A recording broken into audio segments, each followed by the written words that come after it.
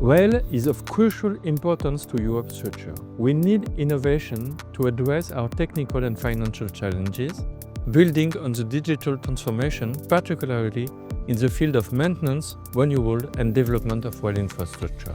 This will increase capacity, improve service, and boost rail's modal share. Europe's rails offer a unique ecosystem in which rail suppliers, infrastructure managers, operators, and industrial researchers can pool their resources, complement their skills, and mitigate risks by sharing them collectively. Thanks to the available funding and pooled effort, its continuation will foster innovation towards a high-performance rail infrastructure as a strategic asset for Europe. This is even more necessary at a time when investment in regeneration and development are growing. By improving operational and industrial efficiency, our innovation efforts will support the development of digital continuity, the development of asset monitoring solutions, and the creation of innovating decision-making tools.